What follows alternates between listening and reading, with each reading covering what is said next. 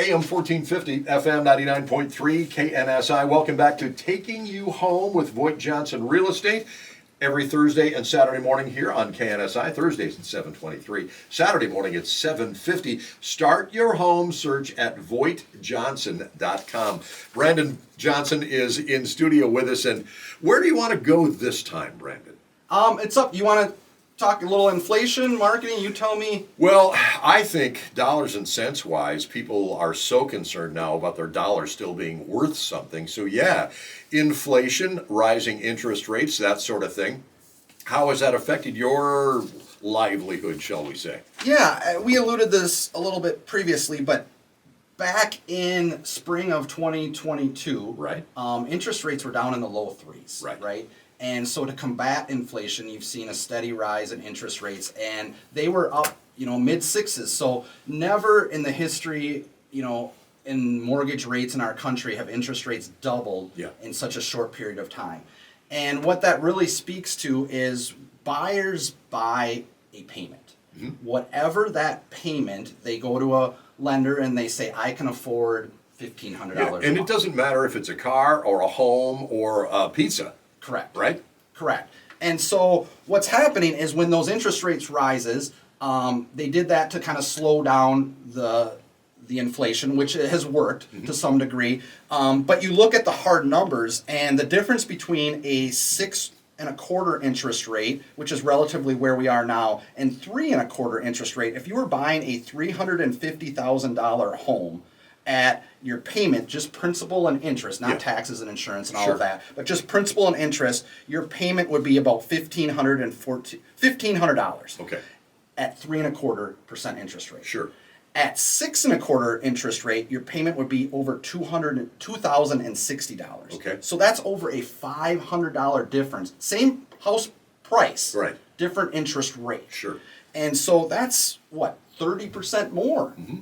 That's significant. So that's what's affecting the market here now. Now, what's interesting is the lead economist with the National Association of Realtors, Lawrence Yun. He said he predicts interest rates to be dramatically less in 2024 than they are now. So, and if you're looking at, I've been pricing out CDs in another life, and it's what's called an inverted yield curve, meaning typically CDs, interest rates for a 5-year CD are more than they are in a 1-year CD. Right now, it's inverted. Yeah. And a CD is 4.5% for 1 year, and it's like 3%. So everything's kind of backwards right now. So the overall thinking is interest rates are going to come down.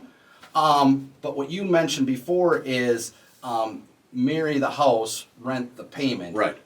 So there are loan products that are starting to be developed to allow for this to refinance in X number of years, because the overall theme is houses' values are not decreasing. I was just going to say that. That is a great thing because the value of your home is still going to be there. Correct. Now, what about in the old days, right? And I've done this a number of times. You buy the cheapest house, the worst house in the neighborhood, fix it up, turn it into the second best, right? So you make your money. Yeah. You finish off the basement, you build a garage or what have you. You have that sweat equity that you have done yourself. Correct. You go to sell that home, you take that sweat equity, you're able to move up to a nicer home, more amenities, right? And then you do it again, and you do it again. Does that part of the American dream still exist? Absolutely. And those are some of the clients that we've had that I get the most excited about, because I've seen people that really want to put in the work and will find the values and do it the traditional old-fashioned way by repairing a dilapidated home. Now we're talking into tax benefits. If you own a home as your primary residence for 2 years, you don't pay capital gains on that. And so I've worked with a number of people that have every 2 to 3 years moved up, and have acquired a great amount of wealth in doing that process. Absolutely. And it is so rewarding because I did that. Yes. Right? Yes. And especially from the resale aspect now, never before, I've been in this business a while, and the move-in ready, the contemporary look, the renovated homes, that's what people want. Sure. That's really the saleable product right now, more so than ever. And so that rewards the people that are doing what you described. Okay, so we've been talking about buying and selling existing homes. What about brand new properties out there? Do those rules, same things, still apply? Yeah, I mean, what you're seeing now is new construction. It's interesting because it ebbs and flows in the market. New construction is a great, appeals to a lot of people. Yeah. And what happened in the early 2000s, there was a gluttony of lots. And so you could build for relatively what the existing was. And now that those lot supplies have kind of evaporated, Right. and so now the redevelopment costs have contributed, as well as the materials costs have contributed to the rise in values of. But you look at a new construction.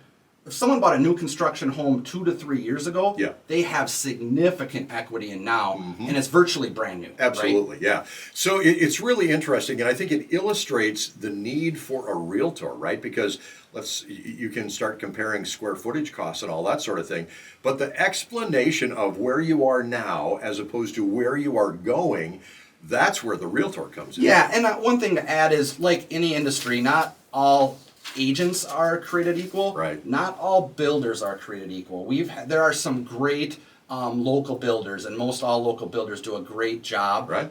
There's also, when the boom comes, I've worked with some out-of-state builders that aren't even here, and so you need a realtor that can educate you on, hey, I get that this is an appealing house, but you got to be aware of some of these things. So that's where the advisement and the strategy really is important. You don't want to have this 1-800-WHO-CARES number to have to deal with. That is for darn sure. Plus, your experience, 20 plus years in the business, you've seen a thing or two. Yeah, and what I'll say is, the patterns just repeat themselves. Yeah. So we kind of recognize, in the housing industry, especially in the St. Cloud area, what to look for. That's where the experience really comes into play. It really matters.